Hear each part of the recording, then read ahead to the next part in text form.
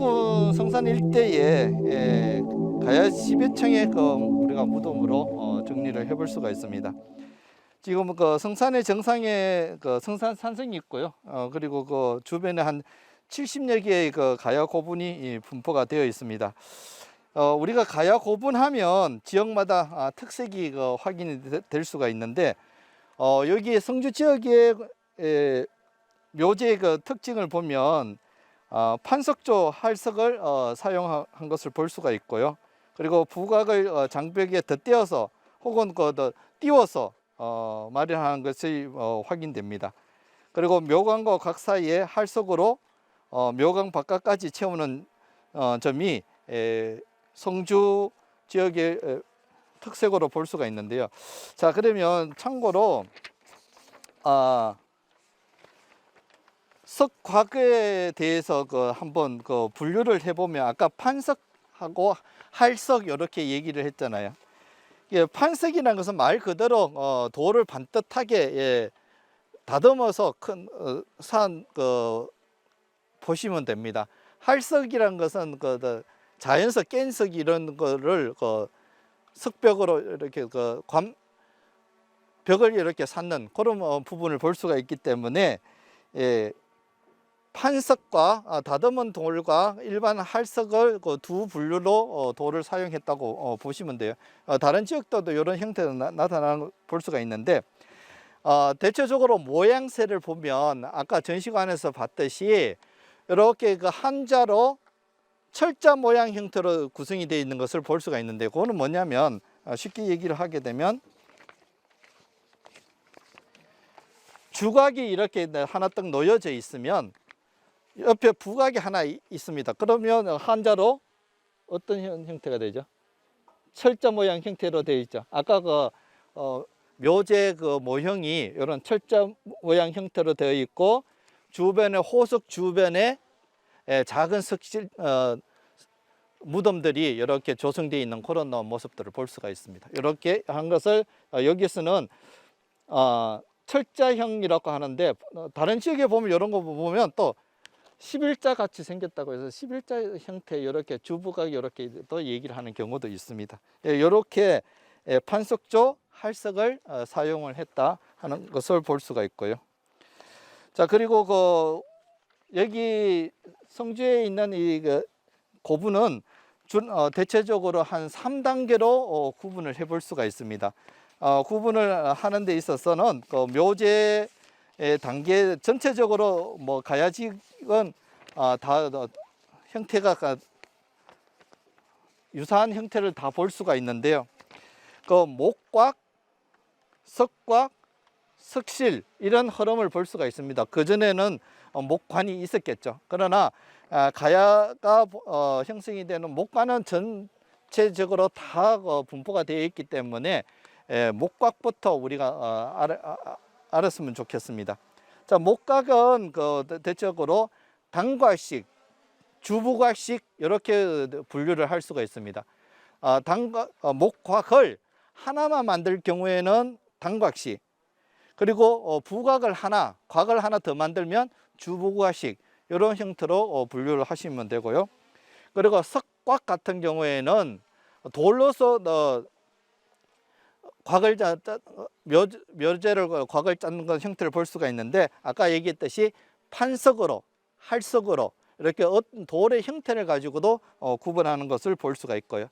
그리고 석실묘 같은 경우에는 횡구식과 횡열식이 있습니다. 횡구라는 것은, 석실이라는 것은 추가장이 가능한데요.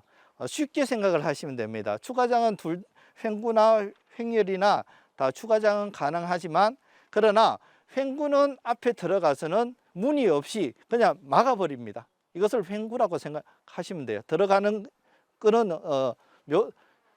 연도는 있지만 막아버린다. 그러고 나중에 추가장 하실 때는 그거 찾아야 되고, 문이 없다 이렇게 생각하시고, 횡혈식은 묘도나 연도가 있고 그리고 문이 있습니다. 그래서 문을 활용을 해서 추가장을 한다, 이렇게 쉽게 이해를 하시면 됩니다. 문 있다 문 없다 이렇게 생각하시면 되고, 추가장은 가능하다, 이렇게 단계별로 우리가 흐름을 이해를 해볼 수가 있는데요. 자, 그러면 여기서 1단계는 4세기 후엽에서 5세기 초엽에 나타나는 목광묘입니다. 요 목광묘를 보면 아까 그 주부각식, 단각식 이렇게 나타난다고 했죠. 그래서 단각식 같은 경우에는 곽이 하나일 경우에는 바닥의 시상이나 묘광과 묘각 사이에 충정 양상이 따라 세분화되는 그런 모습을 볼 수가 있고요. 그리고 주부각식 같은 경우에는 긴 벽, 장벽에 부각을 덧대어 마련한 구조, 아까 철자 모양 형태의 평면 형태를 볼 수가 있습니다. 이런 형태가 석광묘로 계속 이어지는 그런 모습을 볼 수가 있습니다. 이 철자형의 구조는요. 그리고 2단계는 5세기 전엽에서 후엽에 조성이 되는 모습을 볼 수가 있는데요. 이 단계가 고총고분입니다. 고초고분은 대형화가 된다고 보시면 돼요. 즉 봉분이 굉장히 큰 무덤으로 형성이 되는 것이 이 2단계의 5세기 전엽 후엽으로 보시면 되는데, 주요 묘제는 이때는 이제 석곽입니다. 목곽에서 석곽으로 묘제가 바뀐 모습을 볼 수가 있고요. 그리고 벽석으로 사용된 석재 형태가 부곽의 설치 양상을 기준으로 해서 3가지 형식으로 분류하는 모습을 볼 수가 있습니다. 자, 그래서 이 3가지 분류를 하는 데 있어서는 어떤 도로의 형태를 사용했는가, 판석으로 사용했는가, 할석으로 사용했는가, 이런 것도 구분을 할 수가 있는데요. 대체적으로 판석과 할석으를 나누게 되면 2단계에 오게 되면 도면을 갖고 왔는데, 여기 도면이 5쪽에 있는 거 가지고 참고로 한번 보도록 하겠습니다. 예, 5쪽 중앙에 보면 도면에 분류 기준에서 판석조, 할석조 이렇게 되어 있고, 판석조의 그 분리형 명자 형태, 한자로 명자 형태의 묘제 구조를 확인할 수가 있습니다. 할석조에도 보면 분리형 명자가 같이 나타나고요. 그리고 연접형으로 좀 전에 얘기했던 한자 출자형의 주부각 형태의 그런 모습을 확인을 해볼 수가 있습니다. 이런 묘제를 2단계에서도 계속 석광묘에서 확인을 하는 것이 보입니다. 자, 그리고 좀 넘어가서 7쪽에 보게 되면 3단계에 오는데 5세기 말엽 이후입니다. 이때는 이제 석실이 나타나는데요.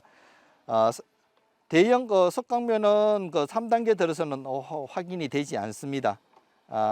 그러나 6세기 전엽, 중엽에 오게 되면 횡구식 석실묘가 약간의 변화가 나타나면서 이어지는데요.